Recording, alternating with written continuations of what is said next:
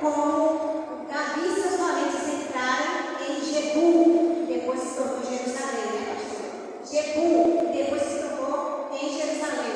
Os valentes de Davi entraram aí, porque com estratégia, Espírito Santo deu estratégia. Então, a palavra de Deus diz que é mais fácil entrar numa cidade com toda essa fortaleza do que conquistar o coração de um irmão magoado. Aleluia! Glórias a Deus. Então, irmãos, por isso que a gente tem palavras que vêm aqui e olha, e quer nos abater. Quer nos abater. Está entendendo? Tem palavras que pessoas de fora e da família não, é da família de Cristo, é da família de Cristo. Aleluia. E diz palavras assim, meu Deus, a gente fica triste, sabe? A gente fica batida, a gente fica imaginando as coisas. Se não é a gente dobrar os joelhos e orar a Deus, e chorar diante de Deus para quebrar essa palavra maldita, e dizer, eu não sei essa palavra da minha vida, aleluia. Glória a Deus.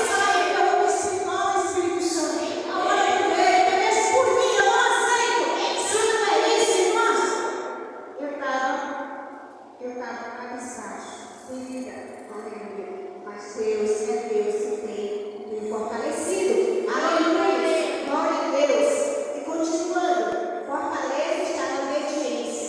A vontade de Deus, mesmo diante das dificuldades e do desconhecido, ela acreditou e lutou. Por quê? Desconhecido. Maria conhecia Jesus? Não. Mas quando ele libertou ela, ela já não quis mais sair do caminho. Ela já quis estar ali com Jesus. Mesmo para ela, ele ainda era desconhecido. Mas quando ela foi liberta, foi livre, ela não queria saber.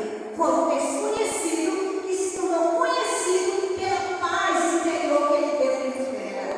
Aleluia! Tem pessoas que elas têm essa unção do Espírito que quando a gente chega e começa a conversar com ela, a gente sente aquela paz que ela tem. Aleluia! A gente sente a paz que a pessoa tem. Aí a pessoa fala assim, você já conhecido da gente nem é, mas aquela paz que a pessoa tem natural de Jesus Cristo faz a gente se sentir bem ao lado dela. Glória a Deus. Mas a pessoa tem uma energia tão ruim, que você está ali conversando com ela até para cair fora. Você não vai seguir ela se você não tem um escape. Aleluia, para sair de pé. Glória a